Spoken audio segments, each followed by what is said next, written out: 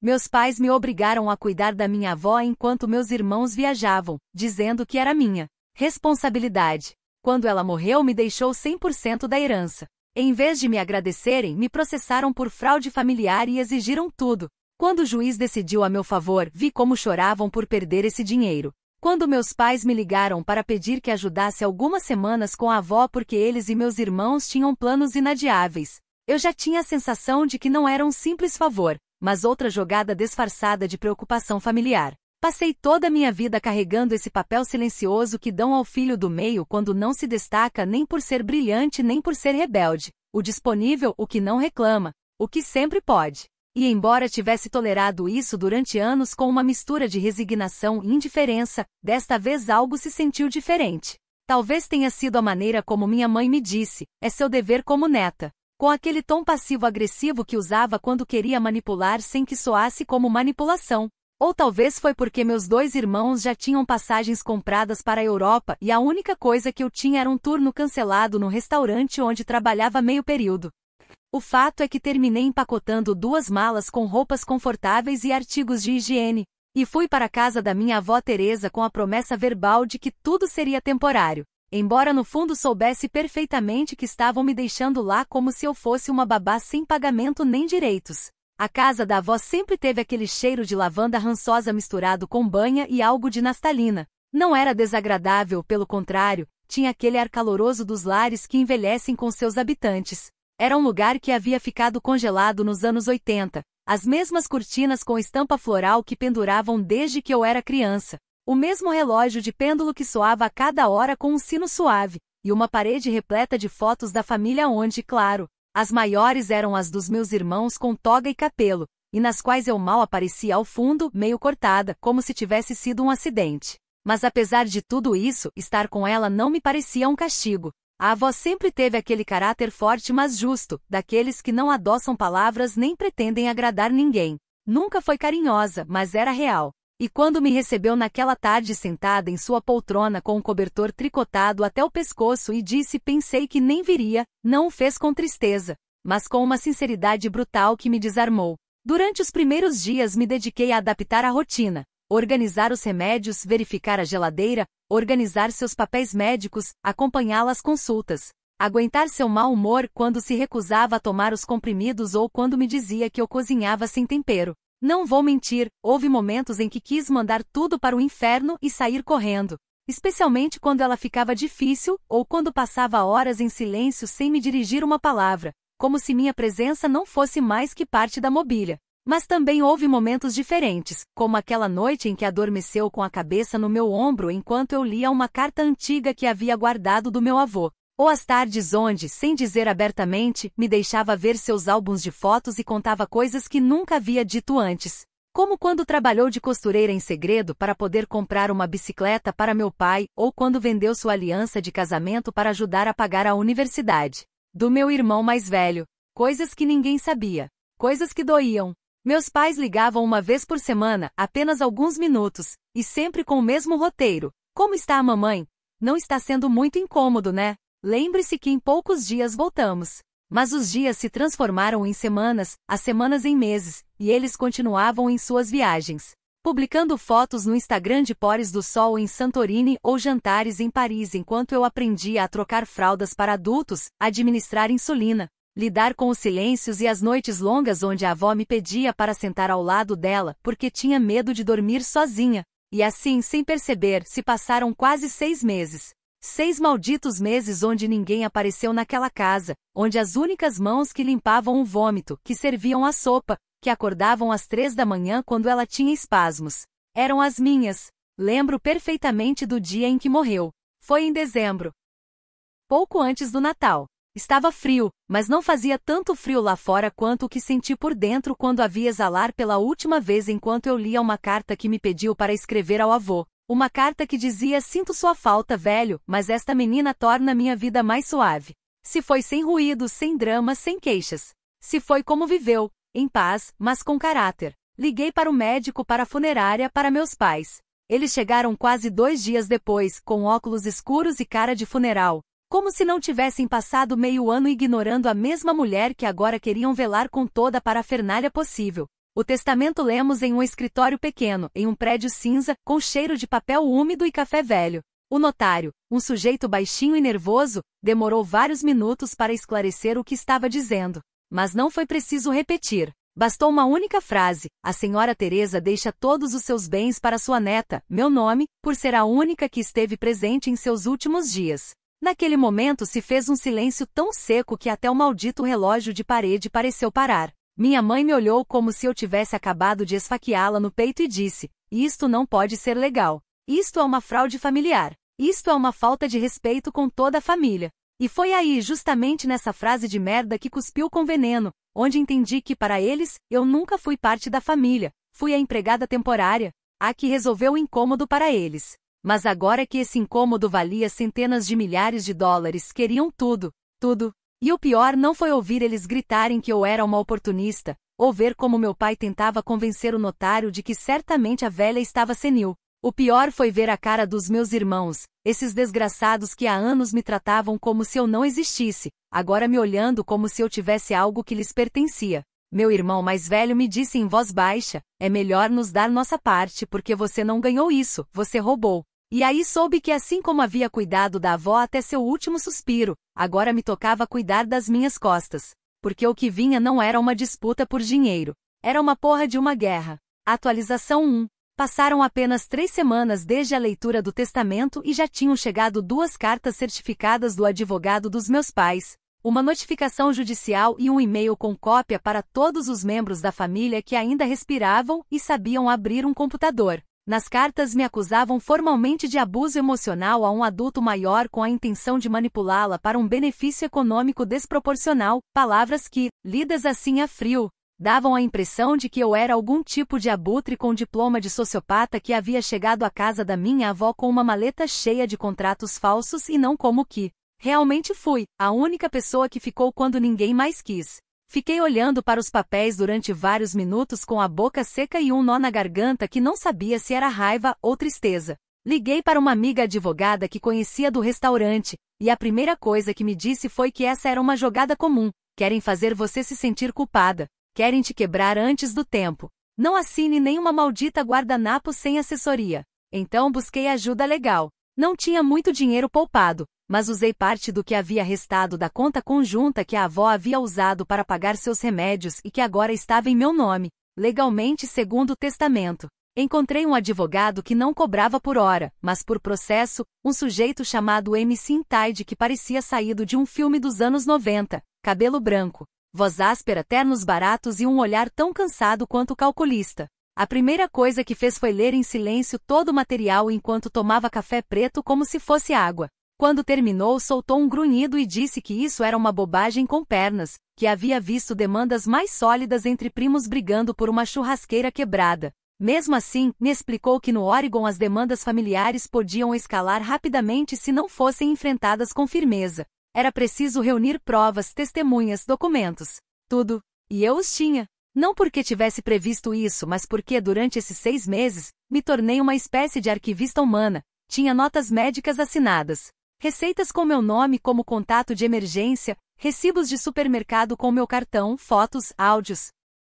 Até alguns vídeos onde a avó me pedia para ler ou me dizia que não parasse de cozinhar esse arroz aguado que só você sabe fazer. Enquanto montávamos o processo, minha mãe começou sua própria campanha pessoal de vitimização. Publicou uma série de mensagens no Facebook que eram tão patéticas quanto agressivas. Dizia que eu havia aproveitado a deterioração mental de uma idosa para encher meus bolsos. Que a avó estava aterrorizada nos últimos meses e que por isso não queria mais visitas. Como se ela mesma não tivesse passado meio ano bebendo vinho em Paris enquanto eu lidava com os gritos de dor noturnos de uma mulher com insuficiência cardíaca. O pior não foi o post em si, mas como começou a circular entre os tios, os primos, os conhecidos do bairro, até que uma tarde, enquanto fazia fila na farmácia, uma senhora que havia sido amiga da avó me disse com uma mistura de pena e reprovação: eu não acreditei que você fosse capaz, minha filha. A Teresa confiava em você. Fiquei congelada. Não disse nada. Engoli a resposta porque sabia que não serviria de nada brigar com fantasmas alimentados por redes sociais. Meu pai, por outro lado, não foi tão sutil. Me ligou uma noite bêbado de um número desconhecido.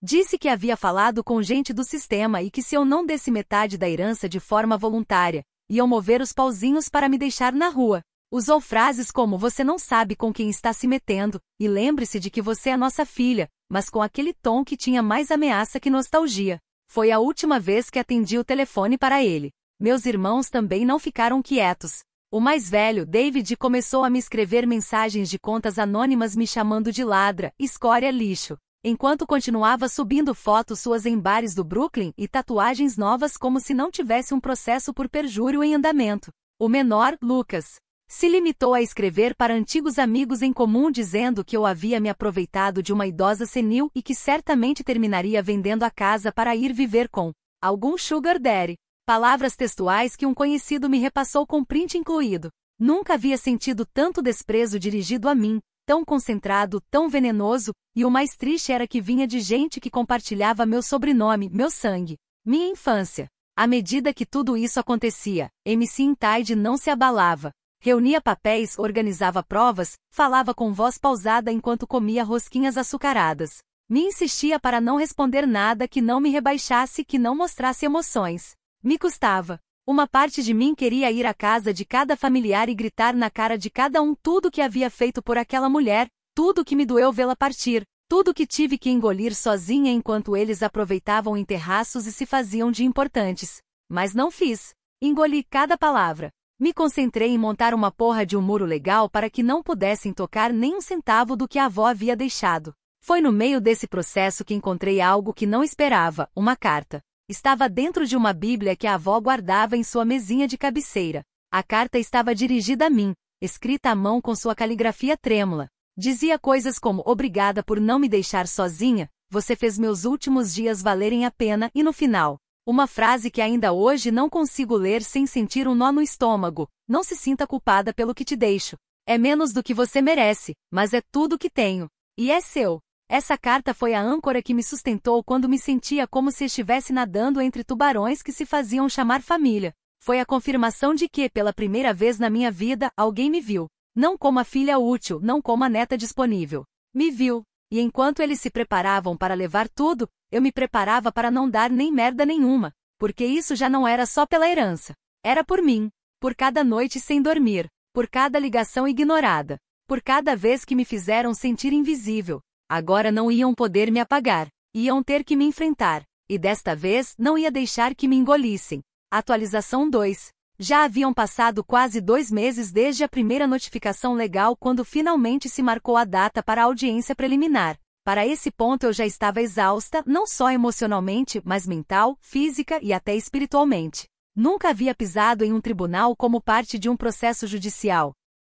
E muito menos um onde os demandantes fossem minha própria família. O nível de cinismo com que meus pais se moviam continuava me surpreendendo. Chegaram ao fórum vestidos como se fossem a uma missa de domingo, minha mãe com um vestido sóbrio e uma expressão dolida perfeitamente ensaiada. Meu pai com um terno que claramente não usava desde sua última entrevista de emprego há anos. Pareciam velhos, cansados, mas não pelo remorso, e sim pelo esforço que estavam fazendo para fingir que eram as vítimas de uma traição impensável. Quando na realidade eram apenas uns ingratos que não suportavam ver que desta vez não se saíram com a sua. Meus irmãos também foram, claro. David, o mais velho, chegou com uma pasta na mão e um ar de superioridade tão ridículo que me dava vontade de rir. Passava o tempo cruzando olhares comigo como se esperasse que eu quebrasse só de vê-lo. Lucas, o menor, tinha aquela expressão de fastio de quem acha que está perdendo tempo, mas no fundo se notava raiva. Eu me sentei sozinha com MC Tide ao meu lado, que nem tirou o casaco quando chegou. Tirou sua caderneta, sua caneta gasta e me disse no ouvido: "Não fale. Não olhe. Não ceda. Eles vão tentar te provocar." E claro que tentaram. Desde o momento em que começou a audiência, seu advogado, um sujeito com cara de vendedor de seguros, começou a construir toda uma narrativa patética onde eu era uma espécie de cuidadora fria e calculista, que aproveitou a deterioração cognitiva da avó para manipulá-la emocionalmente. Dizia que meus pais respeitavam o processo natural da vida e não queriam se intrometer para não invadir a privacidade da senhora Teresa, mas que quando se deram conta do que eu tramava já era muito tarde. O discurso foi tão absurdo que até o juiz, um homem grisalho e seco, levantou uma sobrancelha e o interrompeu para pedir que se concentrasse em provas, não em suposições.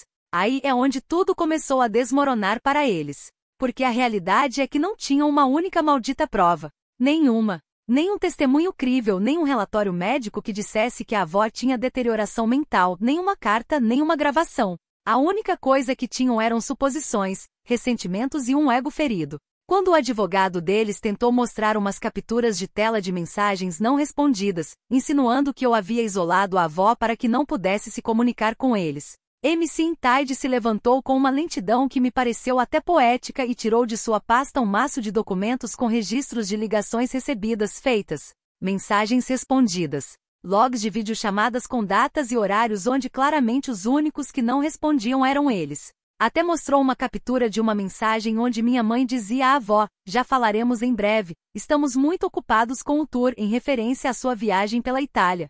O mais fudido para eles foi quando MC Tide apresentou a carta que eu havia encontrado na Bíblia. A leu em voz alta com aquela voz rouca mas firme, cada palavra escrita pela avó com aquela tinta azul e aquela caligrafia trêmula que para mim partia a alma, mas que naquele momento se sentiu como uma espada.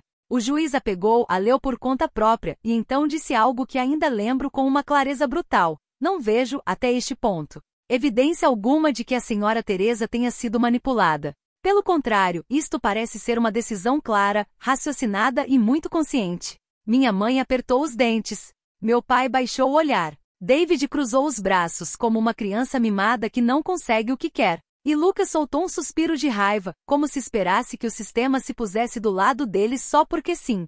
Essa audiência não resolveu o julgamento, mas marcou o tom. Foi a primeira vez que se depararam com a realidade, que não era tão fácil quanto gritar injustiça e que os tribunais não se manejam por sentimentalismos inventados.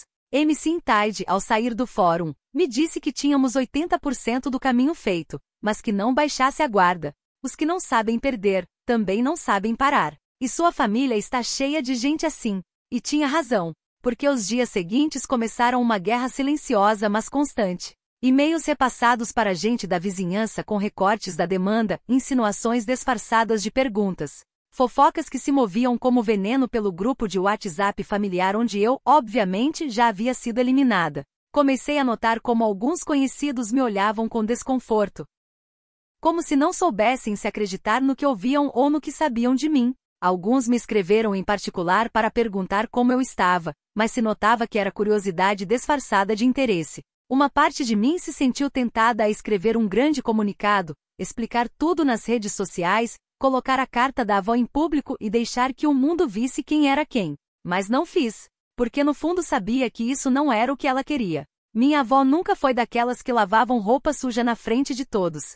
Ela confiava nos fatos, na firmeza silenciosa, em deixar que o tempo e a verdade fizessem seu trabalho. Então, em vez de brigar com eles no próprio terreno deles, me dediquei a continuar fortalecendo meu caso. Reuni mais documentos, consegui uma carta do médico de cabeceira que afirmava que a avó estava plenamente consciente quando assinou o testamento. Contactei uma vizinha que vinha toda quarta-feira tomar chá conosco e que estava disposta a testemunhar como me viu cuidar dela dia e noite sem que ninguém mais aparecesse por lá. Nem para deixar um cartão. Enquanto tudo isso acontecia, a casa continuava se sentindo vazia.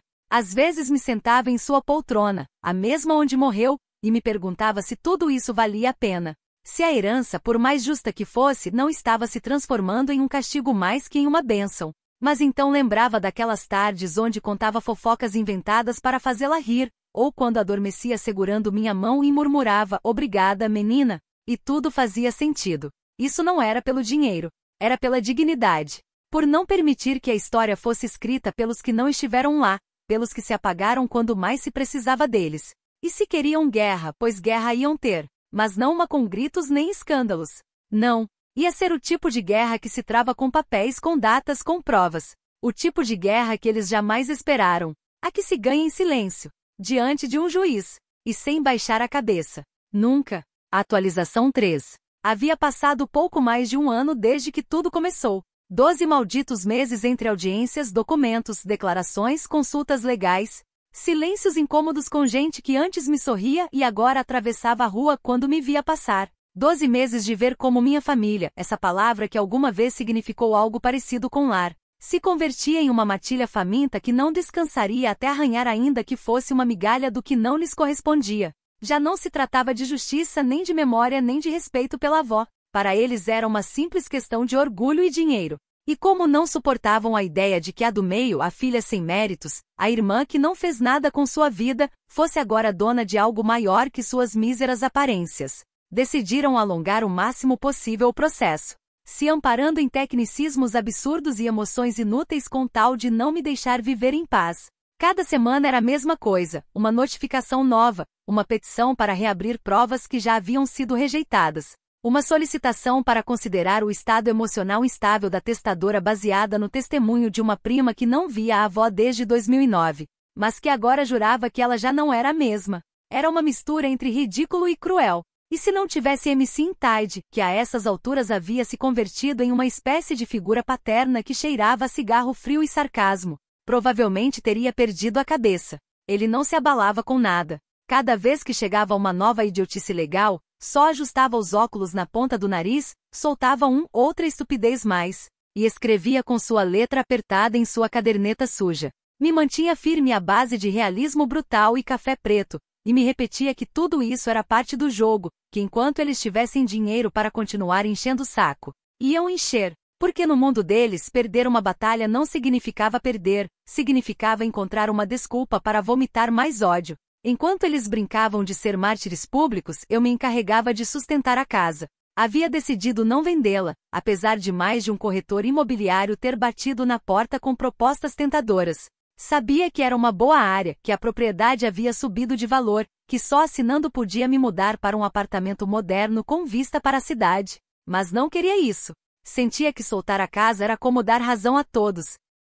Como se a única coisa importante fosse o dinheiro e não o que essa estrutura de tijolos velhos representava. Os últimos 6 meses da vida de alguém que me viu, realmente me viu. Pela primeira vez. Então a reformei. Com o que restava das ações e um empréstimo pequeno, mudei o telhado, reforcei a estrutura, arrumei a cozinha, coloquei o sistema de aquecimento para funcionar, pintei cada canto com minhas próprias mãos, e cuidei do jardim como se fosse um altar. Cada rosa, cada jasmim, cada maldita planta que sobreviveu ao inverno foi uma promessa silenciosa de que não iam me tirar de lá. Claro que os rumores não pararam. Houve dias em que abria a caixa de correio e encontrava bilhetes anônimos, insultos escritos com marcador preto em folhas de caderno. Um dizia, tomara que apodreça sozinha como a velha. Outro, mais direto, me acusava de bruxa interesseira. Soube que vinham de familiares porque ninguém mais sabia certas frases internas que só usávamos na família e que apareciam escritas naqueles bilhetes. Um até dizia, você se acha Teresa, mas é só uma cópia sem alma. Esse me doeu. Não porque me afetasse o que diziam, mas porque usavam o nome dela como se lhes pertencesse, como se agora tivessem o direito de se apropriar até da memória dela. E enquanto tudo isso se acumulava como uma sombra nas costas, também comecei a notar como meus pais e meus irmãos começavam a vacilar. No início era sutil, minha mãe vendendo suas bolsas caras porque já não as usava, meu pai dizendo que estavam reorganizando suas finanças. Mas depois começaram os tropeços maiores. Soube que haviam tido que hipotecar a casa para cobrir parte dos custos legais, que haviam vendido o carro e comprado um mais velho, que David havia fechado sua agência criativa por falta de clientes, que Lucas já não viajava todo fim de semana como costumava publicar. Isso, em outro contexto, teria me provocado compaixão. Mas agora só me parecia um ajuste natural, uma consequência, um retorno lógico. Porque enquanto eles gastavam até o que não tinham tentando me tirar algo que não lhes pertencia, eu continuava firme, sem escândalos, sem insultos, sem campanhas sujas, só defendendo o que era meu. A única coisa que alguma vez foi minha sem ter que compartilhar com ninguém. Também comecei a me reconstruir, pouco a pouco. Entre tanta merda, abri espaço para mim. Comecei a cozinhar de novo, não por obrigação, mas porque me dava paz. Resgatei as velhas receitas da avó e, sem perceber, comecei a vender pães artesanais por encomenda. Primeiro foram as vizinhas, depois o senhor do mercado, depois alguém que tinha uma cafeteria no centro me pediu para fornecer aos domingos. E assim, sem planejar, comecei a ter algo próprio. Algo que saía das minhas mãos, que cheirava a esforço e tinha gosto de justiça. E isso também os doeu. Soube por uma ex-amiga que minha mãe dizia que certamente eu estava ficando com dinheiro escondido, que talvez até usei o cartão da avó antes dela morrer, e que por isso estava me dando bem. Não podiam aceitar que não só havia ganhado o carinho da mulher que lhes deu a vida, mas que agora também estava levantando algo com esse carinho como alicerce. Por dentro, claro, havia dias em que me quebrava, onde chorava em silêncio sentada no chuveiro, onde a ansiedade me pegava tão forte que me custava respirar. Houve noites em que sonhava com a avó e acordava suando, sentindo sua ausência como um buraco no peito. Mas me obrigava a continuar, porque isso não era só por mim, era por ela, pelo que representava, por tudo que aguentou daqueles que agora a usavam como desculpa para ganhar dinheiro. Porque ninguém, absolutamente ninguém, tem o direito de usar a memória de alguém que não esteve para eles. E embora eles continuassem de pé, eu já podia ver que estavam fraturados. Não por minha culpa, pela deles. Por não saber aceitar uma verdade simples, que quando chega o momento de cuidar, de dar sem esperar, de estar mesmo que não convenha, nem todos estão dispostos. E quem está disposto, merece algo mais que desprezo, merece respeito, merece paz. E eu ia me assegurar de conseguir isso, mesmo que tivesse que enterrá-los com cada maldito papel legal se fosse necessário. Porque já não era a filha passiva que dizia sim para tudo. Agora era alguém com raízes. E não pensava me mover nem um centímetro. Atualização 4. Passaram quase 17 meses desde que começou tudo. 17 malditos meses desde aquela primeira ligação disfarçada de favor familiar. Até esse dia chuvoso em que cruzei as portas do tribunal para ouvir o veredicto final. Havia algo brutalmente simbólico em como o clima se comportava naquela manhã. O céu cinza, a chuva caindo sem piedade. O som dos carros expirando água no asfalto sujo enquanto eu caminhava com os pés encharcados. O casaco grudado na pele e os dedos frios se agarrando à pasta de documentos que já sabia de cor. Não era a primeira vez que entrava naquela sala de audiências. Mas foi a primeira em que senti que tudo que havia carregado durante quase 2 anos estava prestes a se tornar um fechamento definitivo. Já não era medo que percorria meu corpo, nem sequer nervosismo.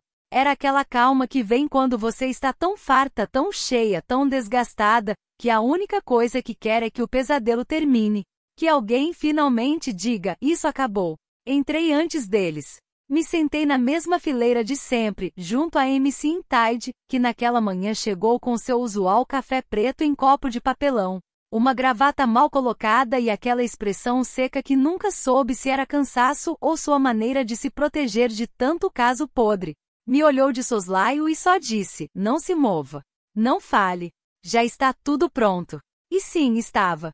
Durante meses havíamos preparado o terreno, refutado cada uma de suas mentiras, arquivado cada documento, organizado cada evidência com uma precisão cirúrgica que às vezes me custava sustentar, mas que ele manejava com a frieza de quem esteve nessa arena mais vezes do que gostaria de admitir. Pouco depois chegaram eles. Meus pais entraram primeiro, de braços dados como se fossem sobreviventes de uma tragédia bíblica. Minha mãe com o rosto inchado pelo choro ou talvez pelos ansiolíticos. Vestida com um conjunto sóbrio e um penteado cuidadosamente armado para dar a aparência de uma senhora que perdeu tudo injustamente. Meu pai, por sua vez, parecia mais uma sombra de si mesmo, mais magro, mais curvado, com o terno pendurando dos ombros como se nem sequer lhe pertencesse mais. Atrás vinham meus irmãos, os dois com semblantes apagados, vestidos como se fossem a uma entrevista para um emprego que não queriam, mas precisavam. Nenhum deles me olhou. E isso me confirmou algo que já suspeitava há tempo. Não era só ódio que sentiam. Era vergonha. Porque por mais que tentassem disfarçar, sabiam que haviam perdido muito mais que uma batalha legal. Haviam perdido o pouco respeito que lhes restava à fachada, a autoridade moral com que sempre se moveram como se o mundo lhes devesse algo. Quando o juiz entrou, o silêncio foi absoluto. Nem um murmúrio. Só o som de sua toga roçando o chão e o eco de seus passos firmes enquanto se sentava no estrado. Era o mesmo juiz das audiências anteriores. Um sujeito velho, com sobrancelhas grossas e uma voz grave que não desperdiçava palavras. Não fez discursos, não se estendeu em explicações desnecessárias. Se limitou a ler com calma, mas sem titubear, os pontos principais da sentença. Disse que após revisar as provas apresentadas, os testemunhos, os documentos oficiais, os registros médicos, e especialmente as declarações notariais da senhora Teresa, não se encontrou indício algum de coação, pressão indevida ou manipulação emocional por parte da demandada, ou seja, eu. Disse que o testamento estava legalmente elaborado, com plena consciência e lucidez da testadora, e que qualquer tentativa de invalidá-lo carecia de fundamento legal, pelo que se desestimavam todas as acusações contra mim. Finalizou com uma frase simples, mas que me caiu como um trovão direto no peito: a herança permanece tal e como foi ditada. A senhorita, meu nome, é a única e legítima herdeira. Durante um segundo não soube se havia escutado bem. MC Intaide me deu uma leve cotovelada, apenas um movimento sutil, como dizendo: aí está. Eu continuava olhando para frente, sem mover um músculo, me contendo com uma força absurda para não chorar, não gritar, não rir, não cair de joelhos. Só apertei os dentes e respirei fundo. Do outro lado, a cena era grotesca. Minha mãe rompeu em um choro agudo, esse tipo de soluço desbordado que se converte em lamento. Tapava a boca como se estivesse presenciando um crime. Meu pai só fechou os olhos, se afundou no assento e deixou que a cabeça lhe caísse para trás. David se pôs de pé de uma vez e saiu da sala sem olhar para ninguém, e Lucas bateu com o punho no banco de madeira e murmurou algo que não consegui ouvir, mas que parecia mais um insulto que uma queixa. Quando a sessão terminou, não fiquei para conversar, nem sequer me despedi de MC Intaide. Caminhei direto para a saída, sentindo como o corpo me tremia por dentro. Lá fora a chuva continuava caindo. Tirei o casaco, o dobrei sobre o braço e deixei que a água me encharcasse inteira enquanto atravessava a rua sem pressa, sem rumo imediato, sem ninguém que me acompanhasse. Mas mais inteira do que havia estado em muito tempo. Não pensei no dinheiro, não pensei na casa, não pensei no maldito processo legal. Pensei na avó, em sua voz rouca, em suas mãos frias segurando as minhas, em sua forma tão direta de amar sem dizer. E me senti bem. Finalmente. Senti que de alguma forma, ela havia me cuidado do outro lado, que havia me deixado não só uma casa ou uma conta bancária, mas a força necessária para enfrentar todos, para não me calar, para não me render. Depois desse dia, ninguém voltou a me falar. Não houve desculpas. Não houve reconhecimento. Não houve trégua. Só um silêncio tão denso que parecia mais uma lápide que uma pausa. Soube por conhecidos que meus pais venderam sua casa para pagar as custas do julgamento, que se mudaram para um apartamento pequeno nos arredores da cidade e que mal saem. David se mudou para o Arizona para viver com uma namorada nova que conheceu pela internet, e Lucas voltou para a casa dos meus pais por problemas financeiros. Alguns familiares me culpam por sua ruína. Outros, os mais honestos, simplesmente se afastaram, como se não soubessem como lidar com alguém que não baixou a cabeça quando todos esperavam que fizesse. E eu continuei com minha vida. Mas não há de antes. Uma nova. Uma que já não se sustentava em expectativas alheias nem na culpa herdada. Uma onde cada passo, cada decisão, cada maldita pedra do caminho era minha. Só minha. Porque a ganhei. Porque me deixaram. Porque a defendi. E porque, embora me custou tudo, não me arrependo nem um segundo. Atualização final. Passaram quase 3 anos desde que aquele juiz leu em voz alta a sentença que pôs fim à farsa legal mais patética que vivi em minha vida. 3 anos desde que meus pais desabaram naquele banco de madeira enquanto escutavam, com o rosto branco e a dignidade pendurando de um fio, que todo aquele circo que montaram havia ido para o inferno. Desde então não voltei a pisar em um tribunal. Nem voltei a responder uma ligação que venha com seu sobrenome. Nem precisei explicar a ninguém mais porque não os quero perto. A essas alturas já não estou em guerra. Já não estou me defendendo. Já não preciso comprovar a ninguém que não roubei nada, que não manipulei ninguém, que não aproveitei a morte de uma mulher idosa para encher meus bolsos. Não. Hoje vivo em paz. Mas não foi grátis. Essa paz custou cada dia sem dormir, cada mensagem carregada de veneno, cada sussurro na fila do supermercado, cada olhar torto em lugares que deixei de pisar para não esbarrar com as amigas da minha mãe. A casa continua sendo minha. Não a vendi, não a aluguei, não a converti em um investimento rentável. A transformei em algo que a muitos pareceu uma loucura: abri uma padaria.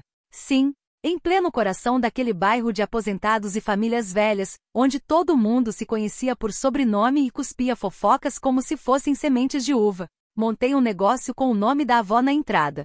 Teresa's Hearts. Um pequeno forno de pão artesanal onde tudo se faz do zero, onde cheira a manteiga desde as 5 da manhã, onde as receitas não saíram da internet mas dos cadernos velhos que ela guardava em uma caixa metálica embaixo da pia. Não é um local luxuoso nem tem redes sociais com milhares de seguidores, mas cada pão que sai do forno tem sua história, sua raiz. como aquele pão de alho que ela adorava, o que me pedia nas noites quando não conseguia dormir e dizia: faça molinho, como você faz. Não como aquela porcaria congelada do supermercado. Esse pão agora é o mais vendido. E não só isso, contratei mulheres mais velhas, mulheres que como ela ninguém mais queria empregar, mulheres que carregam achaques que se movem devagar, que às vezes se esquecem do troco exato, mas que amassam com uma ternura que não se ensina, que só se vive. O primeiro mês me disseram que estava louca, que como me ocorria montar algo assim em um bairro que não consumia esse tipo de produto. Me disse um banqueiro. Me disse um corretor imobiliário. Me disse até uma das minhas primas que em sua maldita vida me comprou um doce. Mas agora se sentia no direito de opinar porque, segundo ela, uma herança tão grande não se devia desperdiçar. Eu não respondi. Não expliquei nada a eles. Porque a única coisa que tinha clara era que não precisava da validação deles, muito menos da aprovação. A única coisa que queria era que a casa continuasse tendo uma alma, que não se convertesse em outro casco vazio com placa de venda no jardim. E consegui. A comunidade, contra todas as expectativas, me abriu as portas. Talvez não todos de imediato, mas os que importavam sim. As vizinhas que vinham visitar a avó agora vêm pelo pão de cenoura. O homem que trazia o jornal toda semana vem pelo seu pão integral sem açúcar. Até a senhora que uma vez me chamou de pobre diaba aproveitadora, na porta da farmácia agora vem todo sábado comprar biscoitos para seus netos. E embora nunca se desculpou, sei que o faz com uma mistura de culpa e vergonha. E tanto faz, porque não estou aqui para cobrar favores nem para pedir desculpas. Estou aqui porque quero, porque posso. Porque isso, essa maldita esquina cheia de farinha e cheiro de fermento, é o monumento mais digno que pude fazer àquela mulher que me viu quando ninguém mais quis. Dos meus pais não sei muito. Soube por terceiros que venderam quase tudo o que tinham. Que o apartamento onde vivem agora é alugado e pequeno. Que mal saem. Que meu pai se senta na varanda com a mesma cara de derrota com que o vi sair do tribunal. Minha mãe, ao que parece, desenvolveu uma doença nervosa leve. Não sei se é real ou se é outra de suas maneiras de manipular a atenção. Não me interessa. O que sei é que há algum tempo começou a ir à missa todos os domingos. Não por fé, por culpa. Porque a única coisa que lhe resta agora é tentar encontrar perdão em um lugar onde ninguém vai exigir responsabilidades. Mas o verdadeiro castigo não lhe deu nenhum juiz nem nenhuma filha desobediente. Lhe deu a vida, a solidão, o se dar conta de que se equivocou, que apostou nos filhos que a esqueceram e que desprezou a única que ficou quando ninguém mais quis sujar as mãos. David não voltou à cidade. Vive no Arizona, mudando de trabalhos como de camisetas. Às vezes aparece nas redes vendendo cursos de liderança emocional ou empreendedorismo consciente. Uma piada. Lucas trabalha como motorista em uma empresa de transporte privado e, segundo soube, ainda diz para todo mundo que quer escutar que essa herança nos tocava a todos. Como se repetir isso uma e outra vez fosse mudar o que aconteceu. Ninguém me pediu perdão. Ninguém tentou se aproximar com a intenção real de se reconciliar. E se algum dia fizerem, vou dizer que não. Não porque guardo rancor, esse peso já não carrego. Mas porque não me interessa voltar a ocupar um lugar em uma família que só me quis quando podia me usar como instrumento. Hoje me levanto cada manhã com as mãos cheias de farinha, com as unhas gastas, com as costas cansadas e as pernas inchadas, mas com a alma limpa. Ninguém me paga para sorrir, ninguém grita comigo por chegar atrasada, ninguém me obriga a fazer boa cara enquanto me partem em pedaços. Hoje sou eu, dona do meu tempo, da minha história. Desta casa que já não é a herança maldita pela qual quiseram me destruir, mas um lar que respira, que cheira a pão, a café, a dignidade. E cada vez que fecho a caixa registradora e apago o forno, caminho até o fundo da casa, até o quarto onde ela dormia, e me sento um tempo diante de sua velha cadeira. Não digo nada, não preciso falar. Só fico ali em silêncio, escutando o eco de seus passos, lembrando sua voz me dizendo: não deixe que ninguém te tire daqui. Esta casa é sua, menina. Sempre foi. E eu sorrio. Porque cumpri. Porque resisti. Porque não deixei que me tirassem o que me deixou quem mais me amou sem enfeites. E se isso não é vingança, se isso não é justiça, então que o mundo queime. Eu já ganhei. E eles sabem. Embora nunca digam. Embora lhes dou até a morte.